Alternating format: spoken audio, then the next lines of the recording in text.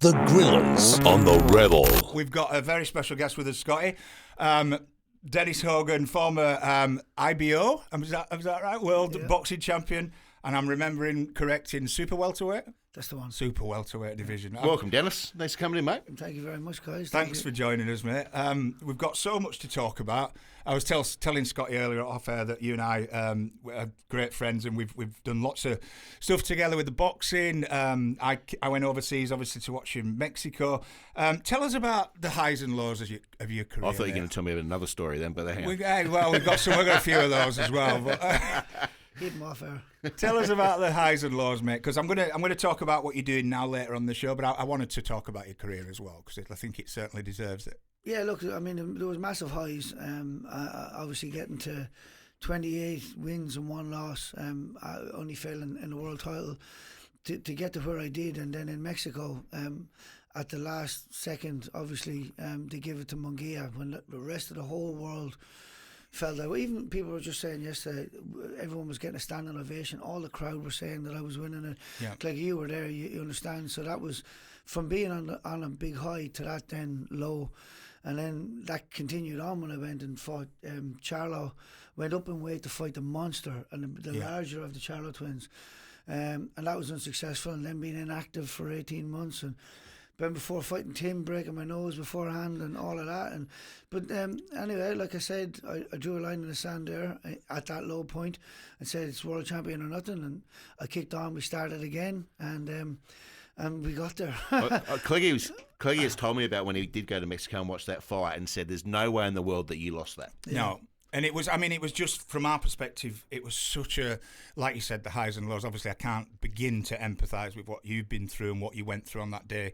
But that for us, there was about 100 of us, I think, in a little pocket in the Mexico crowd with, I think, 19,000 Mexicans, just screaming, shouting, watching you fight the fight of your life. And when you mention people like Charlo and Munguia, these guys are known as, like, the greatest, aren't they? They're supposedly. Yeah. You went toe-to-toe with Munguia in Mexico. You beat him fair and square, and unfortunately you didn't get that rematch. But you talked about, you came to a point where you kind of almost started again, didn't you? And you said, right, it's world champion or nothing. You had a couple of fights, and then you got that world title, and it was just amazing to watch. How did that feel? But you know, I always felt like it was meant to be, and I'd done a lot of visualization and really put myself in the mindset of this is like, I brainwashed myself into thinking I was the champion already. That's how that works. You gotta really believe it, and you gotta really start thinking like a champion.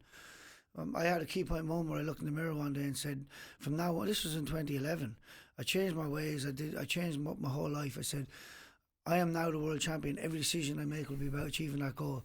And over the years, I brainwashed myself into thinking maybe I was better than I was. And then I started to catch up on that belief. And then, so when that didn't happen for me in Mexico, and then the way things went, I just went, that's not how this ends. That is not how this ends.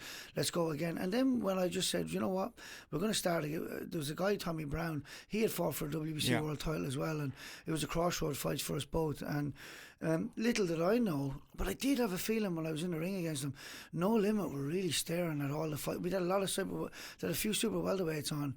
And Wade Ryan, he had a good win that night too. He was on a really hot winning streak, and he was called the boogeyman in the division. Little did I know they were looking to see who he would face. They thought he was a sort to beat all of us. Yeah. And thinking that my best days were behind me, and I had a great win against Tommy. And then after that, we were told that fight's got you a world title eliminator against Wade. How you fixed? I said, I'm fixed. Good, let's go. So, and then that was a high, and then I built back to beating Wade just about every round. I truly beat him very well, and then for that to come along against Eggington was, you know, here's the thing, I didn't push for that. Like, that was when I relaxed and said, I'm just going to take the right fights at the right time.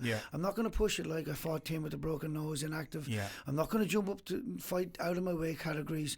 I'm not going to head over to Mexico and do. I'm just going to take the right fights and build momentum. And then all of a sudden, once I just dropped that need and that want and just started to go with the flow. It actually just took me there. Yeah. So with boxing, obviously you've got to be insanely fit, and I appreciate that so much because it's a really, really hard to get that fit. Yeah. But it's mentally too, isn't it? It's the mental side of it is just as important as the physically fit, isn't it? Yeah. Well, I'll tell you, if you fatigue, you know, you have physical fatigue, which is hard enough to, but you'll get through it. When you have mental fatigue, your body can't carry you through. Like sometimes when things just went on for too long, and you get mentally fatigued, that's when you end up getting, like, you know, black eyes and hurt and sparring, because, you know, your body can do it, but your mind can't. So you got to be able to nourish and nurture both mental and physical, but mental just as much. Yeah, I love that how you said you looked in the mirror and you focused and you said to yourself, I'm going to win this world title, and it was all mentally done. It's great. Yeah. Well, I did some sponsorship stuff with Dennis back 9 years ago when I first came over to Australia. We came to meet you with Dom, and I knew then we were on the beers. I think Russ was over, my mate from England. We were on the beers. Dennis was drinking water, and you could just see it in his eyes that he was. Then we saw, I can't remember how many fights until he ended up with the world title. But there was a good 4 or 5 fights, and everyone. You're just one of those boxers. You just don't give in. You didn't give in, and you can outbox. I always saw you as someone who could outbox anybody in that ring. I really did. So just before we move on, because I want to talk about what you're doing now. I know you're working with Danny Keating, and but I want what is for you like the fight? Is it the Eggington fight? Because that for me was very special. But is that the highlight of your career for you? Look, I think I take it all together. Like I think the Munguia one is just special because even though I didn't get the belt that night, I really showed the whole world who I was, and that was the most special thing. Even after that fight, I was like I said. I remember on Channel 7, I'm a world champion here. It's only a matter of time before the belt shows up here. Yeah. So from that moment onwards, I was the world champion in my head, and so I was only waiting for the opportunity to get the belt, and then I was ready to sail off into the sunset and maybe hit another goal, which I visualised for over 10 years, was to go back and fight in the Tree Arena Dublin, where my hero at the time, my idol, was Bernard Dunn, and he won his world title there. And then there was no boxing there for over 15 years. Yeah. And as soon as I won the title, there was a fight there in May the following year, and I was on it, and I was announced in as the world champion, exactly how I visualised it, which is crazy. So, so that just put the cherry on the cake for me on my career. So, so with all of that, then I was happy. Like when you talked about mentality, and I did have mental fatigue from boxing after that. I needed to get right out of it, and I'll move on to Danny now in a second, but I was offered a job through a good mate of mine. He owns C&W, and he owns obviously Samios, who Dom is with now. He's a national manager there, and they have other bunch of companies. But he said, why don't you come on in and be a BDM for this, obviously business development manager on my network. And obviously I think my ability to talk with media and people, it just worked. So I got away from boxing completely for the best part of a year and a half, and I really enjoyed that break mentally. Do you miss it? Well, I'll go in and dump the bag, and I honestly don't feel like I've lost anything. You know, last year was a bit of a blowout year for me. I did put on a bit of weight, and I've lost it now since and all. But I sort of got everything out of my system. I had that piece of cake, I had that dinner, I ate that bit, but while doing a good job in my work. But then at Christmas time, I said, right, I drew a line in the sand again.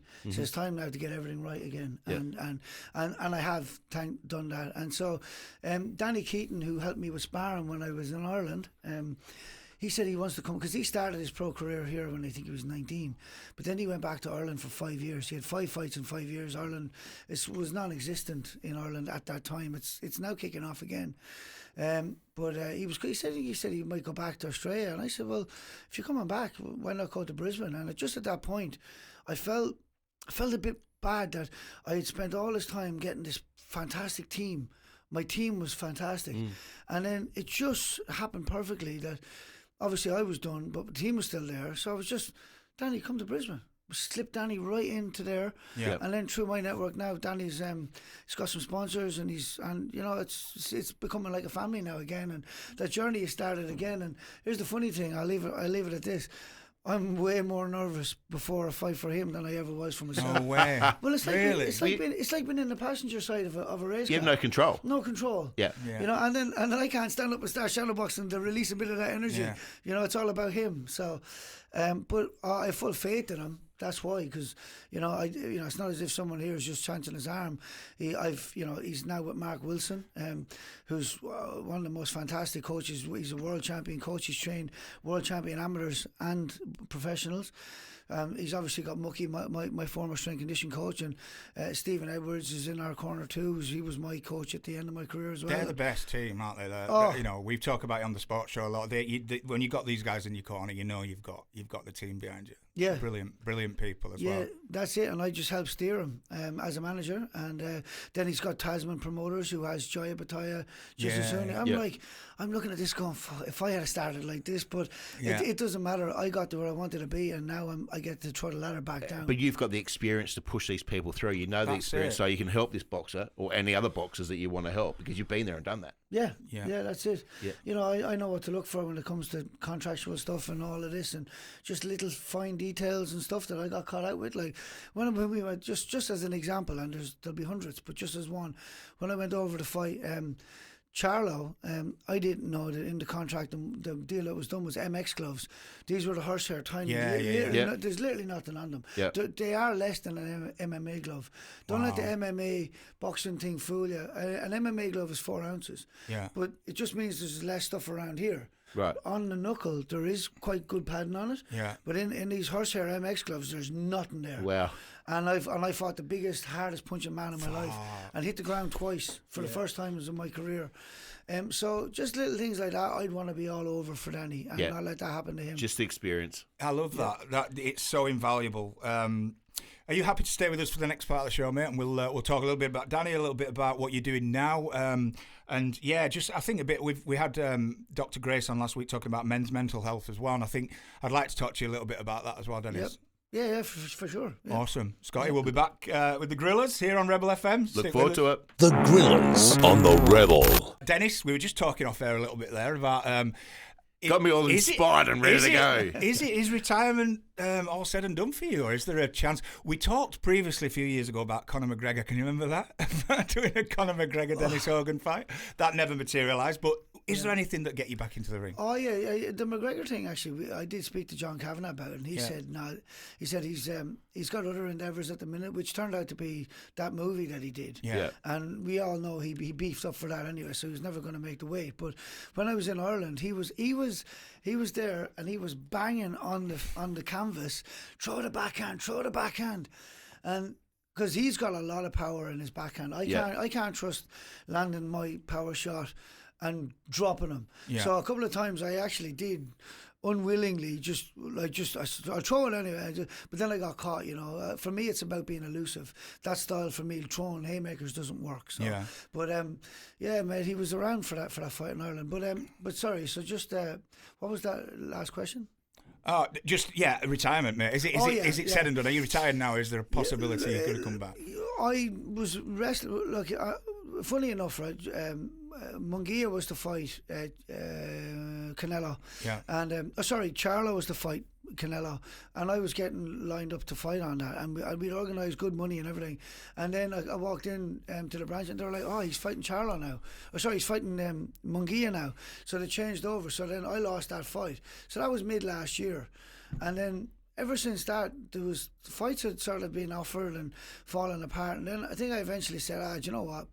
Let's leave it off. But since, as I said, this year I've got everything back. I've gotten super fit again, and I got to the weight where I want to be. And I just said to myself, if I can train and get down to a very low body fat percentage, which I'm getting to now, and then I could be ready if I do want to have a fight at the end of the year or early next year. It would be a farewell fight, I'd call it. Yeah, okay. Funnily enough, if you do have that and you have a good win, that's probably when you start getting offers again. You know? Well, if you're fit enough, and you said the mental factor of it all, the age should be irrelevant. Yeah. You should be, if you're fit and you're ready to go, mentally you sound like you're ready to go, so age is just a number. Yeah. Funny enough, when I was on the bag just tipping around last year, you know, you ever see old boxers 20 years on and they're hitting the bag, and you can just notice there's a bit of oldness about them, you know, you can see the way they hit the bag. And I started to feel, do I look like that now? Like, I was like, have I done that? But just these last couple of months, I am on. I am looking good again. Like, I feel solid on my back foot, moving in, moving out. And I'll never land a combination without moving after it. Like, I wouldn't be there to be hit. And I'm feeling all those feelings again. But there's a feeling, though, too. Like, sounds like me when I'm about to walk in the pub. You get the right arm warmed up. But I don't want it also to feel like... because Danny's going good again, that, you know, the old has-been wants to get back in the ring again and get some limelight. I truly don't. I just, as you know, that fight in Ireland, I was unsuccessful, even as close a fight as it was. Yeah. And I just wouldn't like to go out on, like, it doesn't matter. It's just nice to go out on a win. Have everyone that supported your career throughout the years, invite everyone, and just go out on a good win, and that just seems like a wrap for me. You know, I'm sort of like that. I kind of like to wrap things up and put cherry on top. Yeah, but, yeah. But anyway. You talk about the sparring. I remember going to watch you before all your fights. And, you know, I never saw you lose a spar. I don't know if you can lose a spar anyway. You sparred so well, and I think that dedication. You've got your perspective now as well. You kind of relax and. I mean, I think I like the idea of you coming back for at least one more fight. But we talked about Danny Keating earlier, so you're doing a bit of management. You're also doing some public speaking. Tell us about what's happening now for Dennis Hogan. Yeah, so I'm very lucky because I'd spoke at conferences before with Stephen Bradbury. And Stephen he's like unbelievable. He's brilliant. Yeah. And I think I've heard his story about 5 times now, and it never gets old, right? Yeah. And so anyway, so they've looked out, and especially Steve's wife Amanda, she's put so much time into me. To nurture, because I can go off the cuff, as you can hear now. I'm good. We're the same, mate. Don't worry about it. Yeah, but just to get it to get all the key factors in, that every sort of thing that you talk about is leading to the next point, and a presentation that I can truly be proud of. But look at it, and all the media that we have. You're in one of the videos, Cleggy, and possibly 2, and so we got it down to a fine art. I've done it now, and I've actually been engaged in the background too to do it. I've got a website. I'll give a shout out to the website now in a second, but you'll find me on Instagram as well. Yeah. Anyway, Dennis Hogan Boxing, go to the bio and you'll see the whole website on there, so you can book and all that. But last 2 weeks ago, we did it again in Steve and Amanda's new pub called The Last Man Standing. Yeah. But it was more sort of intimidating there because we had everything ready. We're producing a highlight reel now that was going to be good, and I invited people that I know really well. So I don't mind walking into a room with people I don't know. It's actually easy. Yeah. But when you're sitting there and these people that you know and you talk to all the time, we brought customers of mine from CNW. We brought Mick McLaughlin, who's there, who's doing his next Guinness World Record next week. Yeah. He said he already has a Guinness World Record. He was there, and Josh McGuire and the Fangay twins, and we just brought and Jeff Horn was there. We did a Q&A after too. So I really put myself in that sort of spot to really test it, and mate, I blew it. I went really well. The feedback I've got has been fantastic. Yeah. So that will now go on. The highlight reel will go on to that, and that's it. I'm available for engagements. I'll go on to bureaus and circuits, and just on that, the thing for me is, as you mentioned, the highs and lows. The lows that I had through my life, and I had more of them that I even bothered talking about in the presentation, but there was times where I was inactive for 9 months due to legal reasons and stuff, and getting through that, I remember thinking, you know, and injuries and stuff, I remember thinking, this is just going to make the story better. This is just going to, and even standing there after Charlo and after Tim, this just makes the story better. And so that's what got me through. And now the story is here, I get to inspire other people. And stories that I even heard from the other night, we invited people, and some people turned around and went, so one person in particular turned around to a friend of mine and said, wow, you know, I actually didn't leave the house for the last couple of months. Yeah. I've been devastated through what's after happening in my life, and this has just given me such a bump. I'm getting goosebumps now because that was the reason for this. Isn't that amazing? If you can help one person, you feel just so good about yourself, don't you? Everything you've been through, just that one person can go, wow, I feel amazing. And it's that old saying, isn't it? what doesn't kill you make you stronger. We've all gone through real lows in our lives, and I think you are a prime example of doing the right things and making the right decisions. And I think, you in the past, you told me previously you used to like a drink, you used to drink a hell of a lot, and then when you started boxing, you were like, right, I'm not gonna drink now. I'm gonna be fun. And when I first met you, that's exactly. I know we wish we could do that, but we can't. But when you became world champ, did you allow yourself a pint? I did. Yeah, because I do like Guinness now. When I went back to Ireland, I was with. I was actually in one of the highly rated best pubs for Guinness, and I had a few Guinness there, and I went, wow. Yeah. I didn't know what this was all about before. So, but yeah, look, for me, what I had to wrap my head around, because I didn't realise that my whole life had been all or nothing. Yeah. You're in camp, you're in monk mode. Then you're out of camp, and then you're eating and drinking everything for the short time you've got, and then you're back again. Yeah. So it started to create a bad patterns for me, that when I started to drink, I really went to town. So now for me, everything is about moderation and having your boundaries and knowing what you're going to do and sticking to that. Last year I sort of made boundaries, and I didn't really know if I was sticking to it all that well, but since New Year's last year and having a chat with my daughter again, believe it or not, I said, this is it now, I'm going to get this right, or else I'll knock it again. And mate, I'm really liking where I'm at the minute with everything. So that's great. That's good, mate. You're looking good, looking nice and fit. It certainly is, and you talk as well as you always have, mate. I love having you here and we'll do it again soon. But thank you so much, Dennis. It's been an absolute pleasure having you on. Yeah, thank you very much, Craig. It's always great to see you, mate, and thanks for having me. Dennis. No worries.